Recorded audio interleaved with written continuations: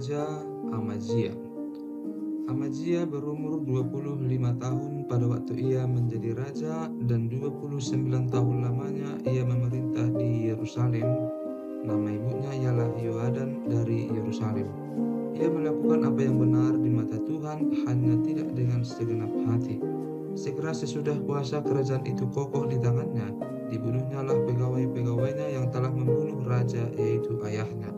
Tetapi anak-anak mereka tidak dihukum mati olehnya, melainkan ia bertindak sesuai dengan apa yang tertulis dalam Taurat, yakni kitab Musa, di mana Tuhan telah memberi perintah, janganlah ayah mati karena anaknya, janganlah juga anak mati karena ayahnya, melainkan setiap orang harus mati karena dosanya sendiri.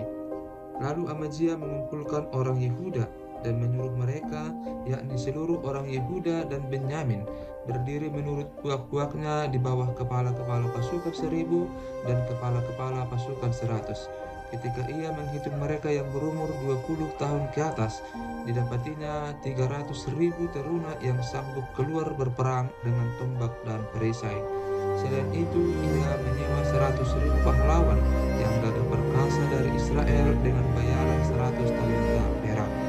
Tetapi seorang abdi Allah datang kepadanya dan berkata, "Ya Raja, janganlah tentara Israel dibiarkan bergabung kepada tuanku, karena Tuhan tidak menyertai Israel, yakni semua Bani Efraim ini.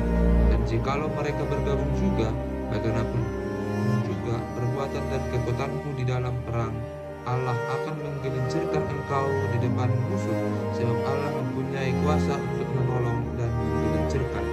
Lalu kata Amazia kepada abdi Allah itu, "Bagaimana dengan 100 talenta yang telah kuberikan kepada pasukan-pasukan Israel itu?" Jawab abdi Allah itu, "Tuhan dapat memberikan lebih daripada itu kepadamu." Kemudian Amazia memisahkan pasukan yang datang bergabung kepadanya dari Efraim, supaya mereka kembali ke tempat tinggalnya. Maka sangat marahlah mereka terhadap Yehuda. Mereka kembali ke tempat tinggalnya dengan marah yang menyala-nyala. Amazia mendapat keberanian lalu memimpin rakyatnya ke lembah Asin dan memukul kalah 10.000 orang dari Bani Seir. Selain itu, 10.000 orang ditawan hidup-hidup oleh Bani Yehuda dan dibawa ke suatu puncak bukit batu. Lalu mereka disempahkan dari puncak bukit batu itu, sehingga hancurlah mereka semua. Tetapi orang-orang dari pasukan yang dipulangkan Amazia dan yang tidak diperbolehkan ikut berperang dengan dia, menyerbu kota-kota di Yehuda dari jurusan Samaria sampai ke Bet Horon dan menewaskan 3.000 orang penduduknya dan merampas banyak jarahan. Ketika Amazia kembali setelah mengalahkan orang-orang Edom itu, ia mendirikan para allah Bani Seir yang dibawanya pulang sebagai allahnya. Ia sujud menyembah kepada allah-allah itu dan membakar korban untuk mereka. Maka bangkitlah murka Tuhan terhadap Amazia. Ia menyuruh seorang nabi kepadanya yang berkata, "Mengapa engkau mencari Allah sesuatu bangsa yang tidak dapat melepaskan bangsanya sendiri dari tanganmu?"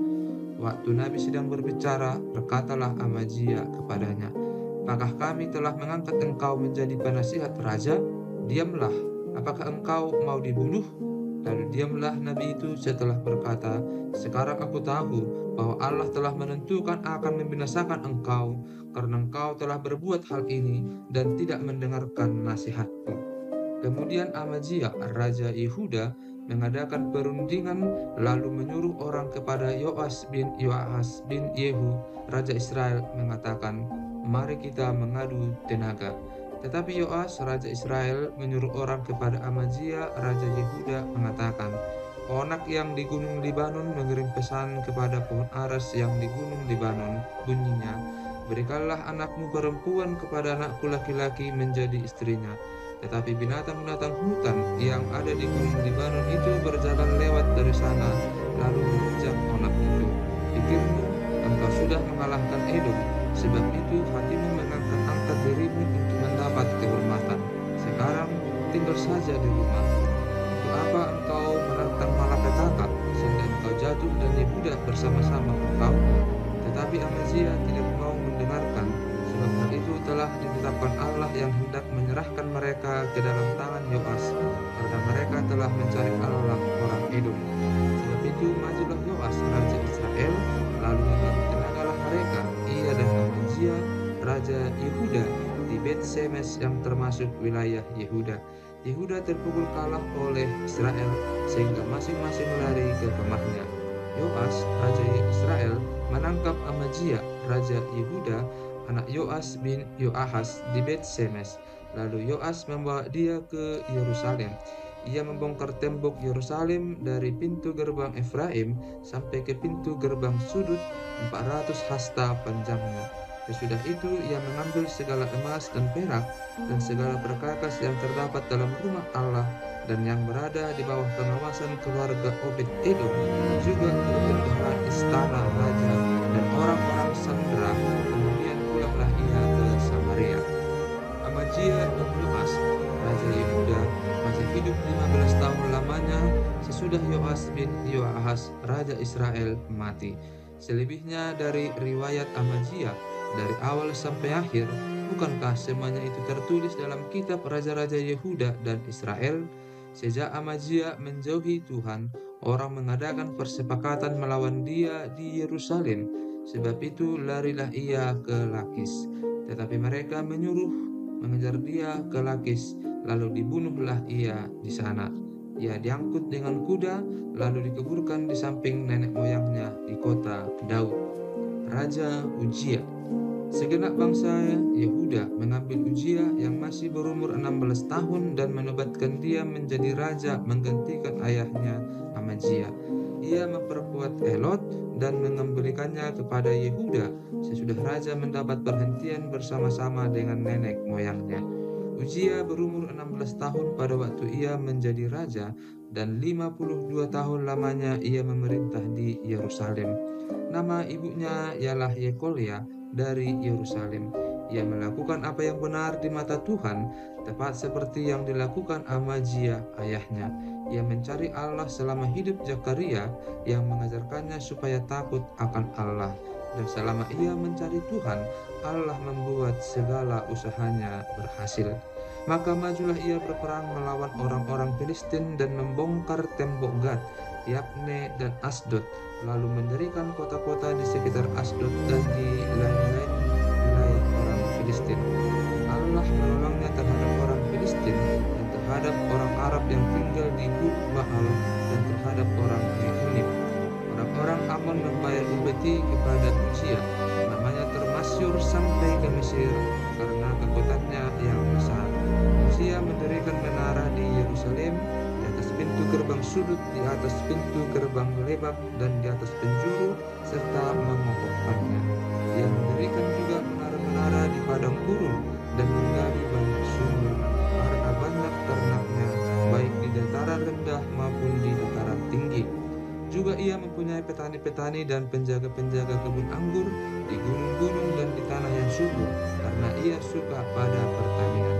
Selain itu, Uzia mempunyai tentara yang sanggup berperang, yang maju berperang dalam laskar-laskar menurut jumlah anak buah yang dicatat oleh Panitra Yeiel dan penata usaha Maasea di bawah pimpinan Hanaya, salah seorang panglima raja.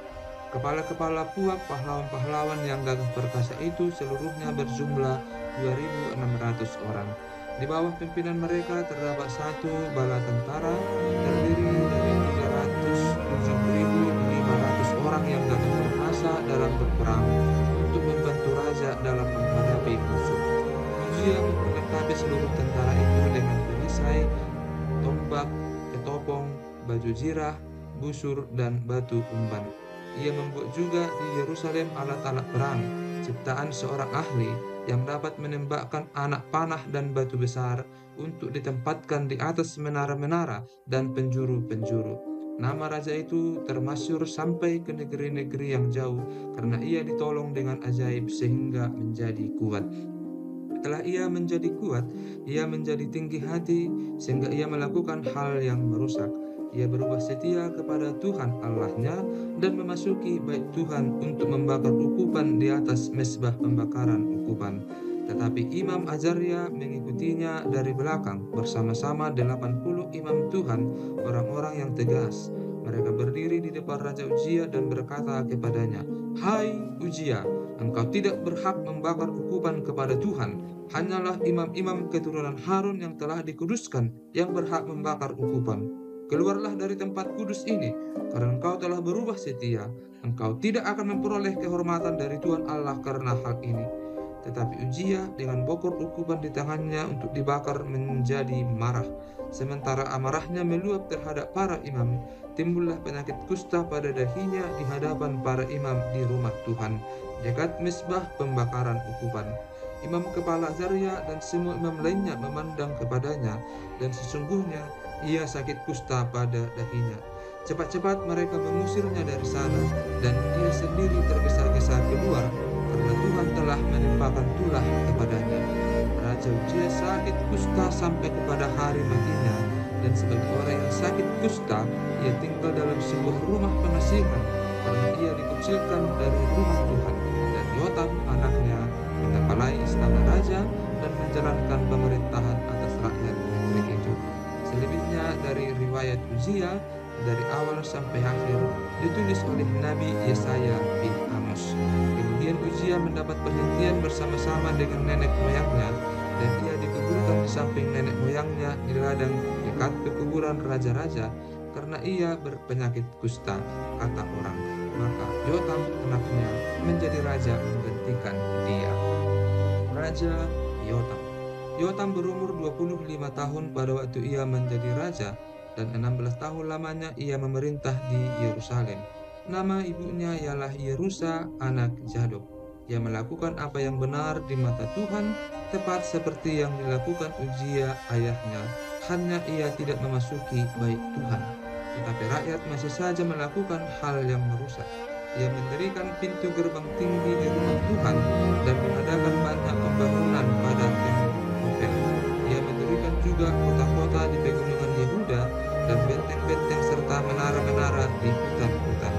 Ia berperang melawan raja Bani Amon dan mengalahkannya, sehingga pada tahun itu juga Bani Amon membayar kepadanya 100 talenta perak, 10.000 kor gandum, dan 10.000 kor jelai. Juga pada tahun kedua dan ketiga Bani Amon membawa upeti itu kepadanya. Yotam menjadi kuat karena ia mengarahkan hidupnya kepada Tuhan Allahnya. Selebihnya dari riwayat Yotam, segala peperangan dan tingkah langkahnya, sesungguhnya semuanya itu tertulis dalam kitab Raja-Raja Israel dan Yehuda.